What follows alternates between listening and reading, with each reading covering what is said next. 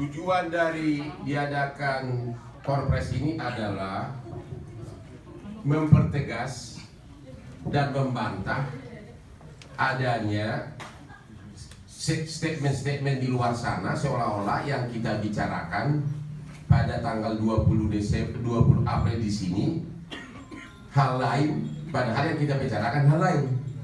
Ya, di luar sana banyak tuduhan-tuduhan katanya di Kompres tanggal 20 April 2022 seolah-olah kita mengatakan di sini institusi Peradi tidak sah.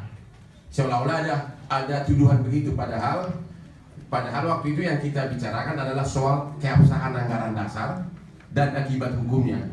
Jadi pada waktu itu sama sekali tidak ada pembahasan soal apakah institusi Peradi sah atau tidak. Itu tidak dibahas dan tidak ada yang menyebutkan itu. Karena Hotman Paris adalah seorang dokter yang tidak mungkin segoblok itu. Oke, sekarang kita ulang lagi karena tanggal 20 April kan kalian tidak melihat bahwa bukti-bukti nyata. Hotman itu hanya bicara dalam koridor apa yang disebutkan dalam fakta-fakta hukum di putusan pengadilan. Hanya itu. Dan sekarang kita akan melihat dulu, Anda sudah punya nanti soal apa artinya ini. Sebaiknya para tim independen ahli hukum di samping saya yang akan menjawab. Yang pertama, ini yang paling penting, putusan Pengadilan Negeri Lubuk Pakam. Di sini disebutkan di amar putusan, ya. Saya bacakan ya, biar nanti jangan difitnah lagi. Saya tarik kacamata dulu. Oke. Di amar putusan Pengadilan Negeri Lubuk Pakam disebutkan di situ bahwa para tergugat melakukan perbuatan melawan hukum. Disebutkan juga menyatakan, ini yang paling penting ini sekali. Kalau Anda ngerti hukum ini, menyatakan batal dan atau tidak berkekuatan hukum dengan segala akibat hukumnya. Itu yang penting. Dengan segala, jadi batal dan akibat hukumnya juga batal. Yaitu keputusan nomor 104 Peradi 2019 tanggal 5 September tentang perubahan anggaran dasar. Jadi dalam amar putusan ini disebutkan batal anggaran dasar dan akibat, nah ini deh, akibat hukumnya. Itu kalau seorang ahli hukum langsung ngerti itu, oh yang batal itu apa saja. Itu yang kita bahas waktu itu, anggaran dasar dan akibatnya. Jadi kalau ada yang mengatakan, Hotman mengatakan institusi Peradi itu tidak sah, itu fitnah dan bohong, karena saya tidak sebodoh itu. Itu satu ya. Ya, Anda sudah punya, silakan nanti mereka akan membahas tentang apa arti batal akibat hukumnya. Oke. Yang kedua, juga beredar di luaran sana. Katanya yang dibatalkan ini tadi anggaran dasar sudah disahkan di Munas 7 Oktober 2020. Itu tercantum dalam putusan Pengadilan Tinggi Medan. Ternyata disebutkan di sini Pengadilan Tinggi pun sudah memberikan tanggapan atas itu, yaitu di halaman 35.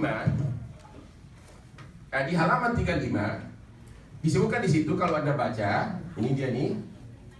Munas 7 Oktober 2020 dilaksanakan Munas ketika berada melalui Zoom meeting yang salah satunya telah mengesahkan anggaran dasar Peradi yang menjadi objek perkara ini.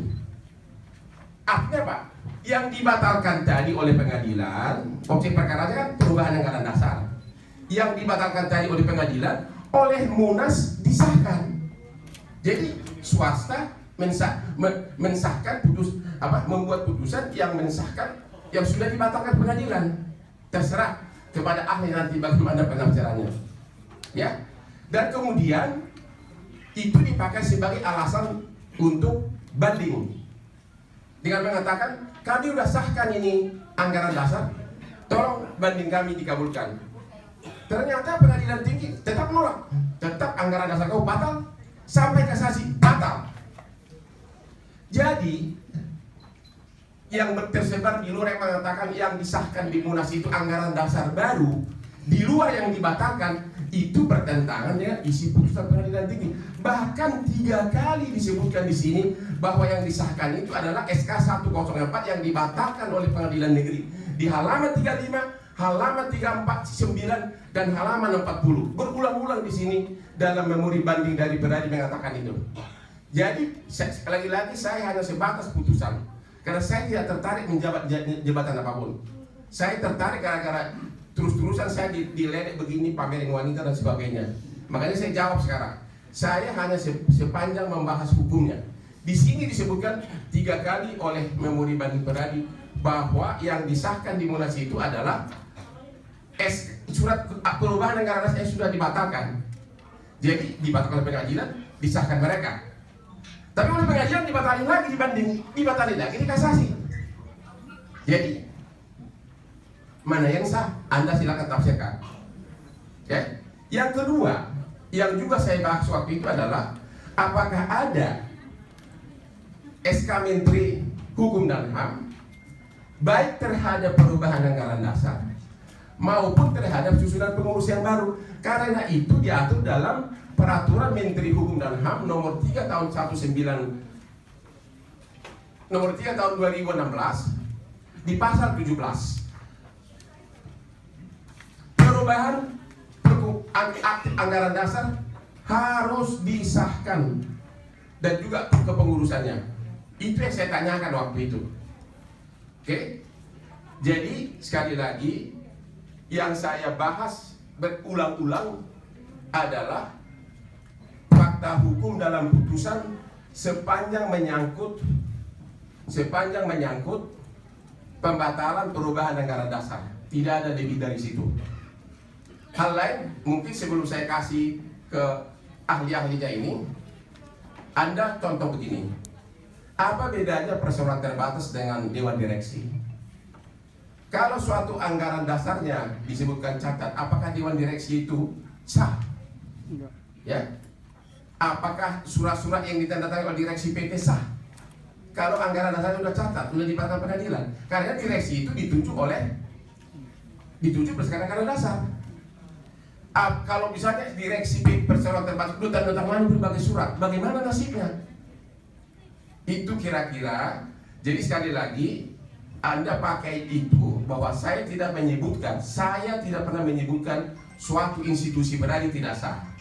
Saya hanya membahas tentang perubahan anggaran dasar yang dibatalkan oleh pengadilan dan akibatnya terhadap turunannya kepengurusan berikutnya, bukan terhadap institusi. Itu dari saya. Dan untuk selanjutnya saya kasih dulu kepada Pak Sugeng. Tolong dibahas Pak, apa arti putusan ini? Apa arti batal? Batal itu juga akibat hukumnya juga batal. Apa artinya itu? Silakan Pak. Terima kasih ya Bang Hotman. Baik, saya kenalkan dulu ya posisi saya. Saya Sugeng Teguh Santoso, Ketua Umum Persaudaraan Penasihat Hukum Indonesia atau dikenal dengan Peradi Pergerakan. 2004, bahkan sebelum 2004, 2002 saya terlibat di dalam penyusunan Kode Etik Advokat Indonesia yang diintegrasikan di dalam Undang-Undang Advokat, Undang-Undang Nomor 18 Tahun 2003. Kemudian